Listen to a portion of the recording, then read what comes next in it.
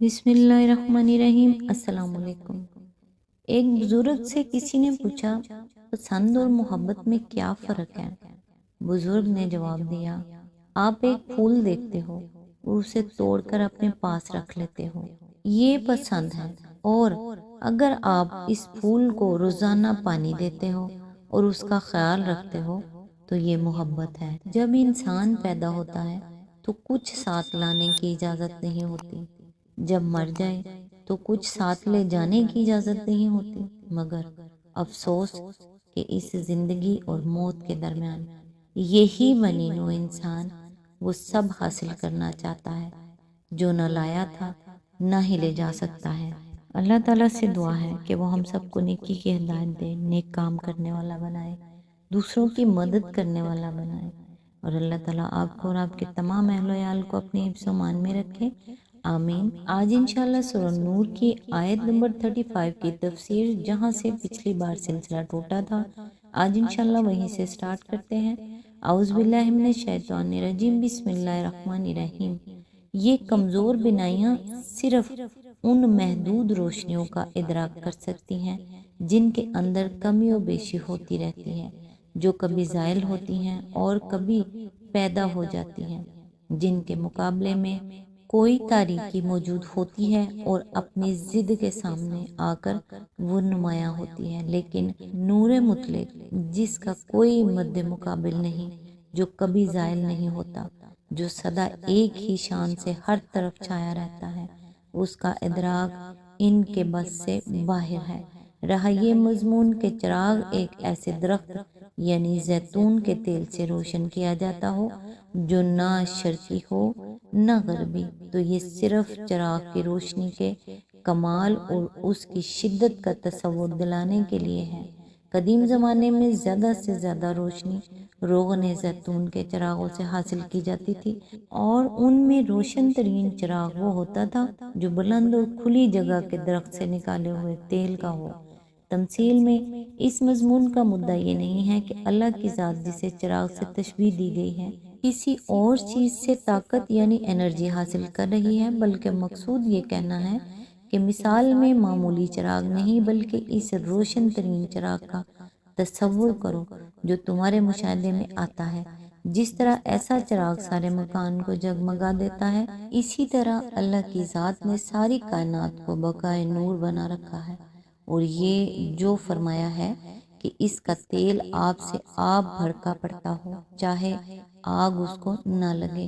اس سے بھی چراغ کی روشنی کے زیادہ سے زیادہ تیز ہونے کا تصور دلانا مقصود ہے، یعنی مثال میں اس انتہائی تیز روشنی کے چراغ کا تصور کرو جس میں ایسا لطیف اور ایسا سخت اشتعال پذیر تیل پڑا ہوا ہو۔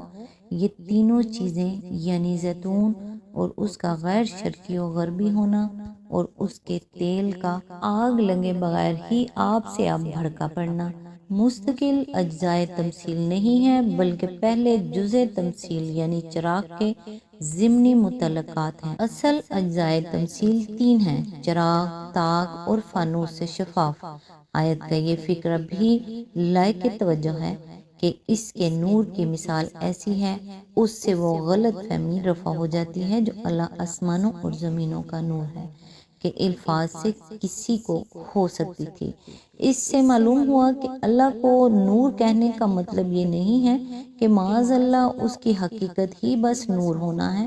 حقیقت میں تو وہ ایک ذات کامل و اکمل ہے جو صاحب علم، صاحب قدرت، صاحب حکمت وغیرہ ہونے کے ساتھ ساتھ صاحب نور بھی ہے، لیکن خود اس کو نور محض اس کے کمال نورانیت کی وجہ سے کہا گیا ہے۔ جسے کسی کے کمال فیاضی کا حال بیان کرنے کے لیے اس کو خود فیض کہہ دیا جائے، یا اس کے کمال خوبصورتی کا وصف بیان کرنے کے لیے خود اسی کو حسن کے لفظ سے تعبیر کر دیا جائے۔ یعنی اگرچہ اللہ کا یہ نور مطلق سارے جہاں کو منور کر رہا ہے، مگر اس کا ادراک ہر ایک کو نصیب نہیں ہوتا۔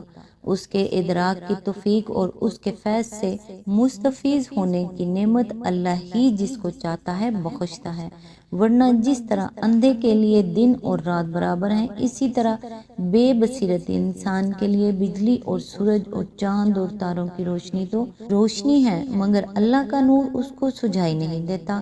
اس پہلو سے اس بد نصیب کے لیے کائنات میں ہر طرف تاریکی ہی تاریکی ہے۔ آنکھوں کا اندھا اپنے پاس کی چیز نہیں دیکھ سکتا، یہاں تک کہ جب اس سے ٹکرا کر چوٹ کھا جاتا ہے تب اسے پتہ چلتا ہے کہ یہ چیز یہاں موجود تھی۔ اسی طرح بصیرت کا اندھا ان حقیقتوں کو بھی نہیں دیکھ سکتا جو عین اس کے پہلو میں اللہ کے نور سے جگمگا رہی ہوں۔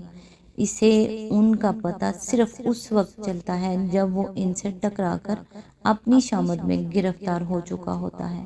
اس کے دو مطلب ہیں، ایک یہ کہ وہ جانتا ہے کہ اس حقیقت کو کس مثال سے بہترین طریقہ پر سمجھایا جا سکتا ہے، دوسرے یہ کہ وہ جانتا ہے کون اس نعمت کا مستحق ہے اور کون نہیں ہے۔ جو شخص نور حق کا طالب ہی نہ ہو اور ہمتاً اپنی دنیاوی اغراض ہی میں گم اور مادی لذتوں اور منفعتوں ہی کی جستجو میں منہمک ہو، اس سے زبردستی نور حق دکھانے کی اللہ کو کوئی ضرورت نہیں ہے۔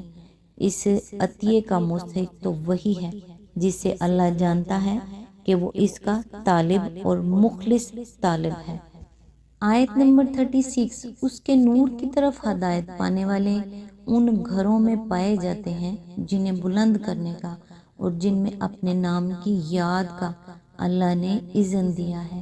اس کی تفسیر ہے، بعض مفسرین نے ان گھروں سے مراد مساجد لی ہیں اور ان کو بلند کرنے سے مراد ان کو تعمیر کرنا اور ان کی تعظیم و تکریم کرنا لیا ہے، اور بعض دوسرے مفسرین ان سے مراد اہل ایمان کے گھر لیتے ہیں اور انہیں بلند کرنے کا مطلب ان کے نزدیک انہیں اخلاقی حیثیت سے بلند کرنا ہے۔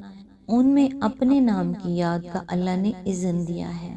یہ الفاظ بظاہر مسجد والی تفسیر کے زیادہ مؤید نظر آتے ہیں، مگر غور کرنے سے معلوم ہوتا ہے کہ یہ دوسری تفسیر کے بھی اتنے ہی مؤید ہیں جتنے پہلی تفسیر کے ہیں۔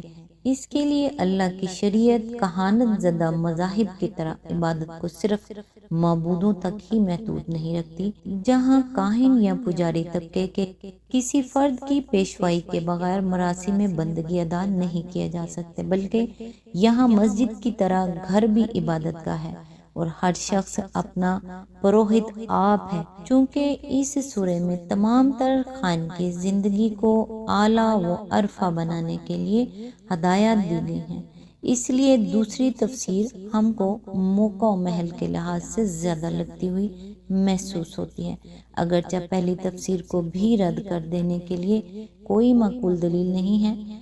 کیا مذائقہ ہے اگر اس سے مراد مومنوں کے گھر اور ان کی مسجدیں دونوں ہی ہوں۔ آیت نمبر 37، ان میں ایسے لوگ صبح و شام اس کی تسبیح کرتے ہیں جنہیں تجارت اور خرید و فروخت اللہ کی یاد سے اور اقامت نماز و ادائے زکوٰۃ سے غافل نہیں کر دیتی۔ وہ اس دن سے ڈرتے رہتے ہیں جس میں دل الٹنے اور دیدے پتھرا جانے کی نوبت آ جائے گی۔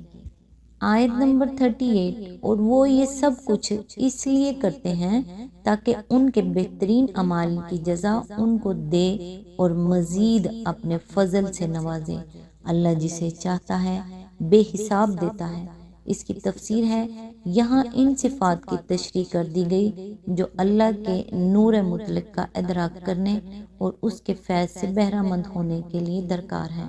اللہ کی بانٹ اندھی بانٹ نہیں ہے کہ یوں ہی جسے چاہا مال و مال کر دیا اور جسے چاہا دھتکار دیا۔ وہ جسے دیتا ہے کچھ دیکھ کر ہی دیتا ہے، اور نعمت حق دینے کے معاملے میں جو کچھ وہ دیکھتا ہے وہ یہ ہے کہ آدمی کے دل میں اس کی محبت اور اس سے دلچسپی اور اس کا خوف اور اس کے انعام کی طلب اور اس کے غضب سے بچنے کی خواہش موجود ہے۔ وہ دنیا پرستی میں گم نہیں ہے، بلکہ ساری مصروفیتوں کے باوجود اس کے دل میں اپنے خدا کی یاد بسی رہتی ہے۔ وہ بستیوں میں پڑا نہیں رہنا چاہتا، بلکہ اس بلندی کو عملاً اختیار کرتا ہے جس کی طرف اس کا مالک اس کی رہنمائی کرے۔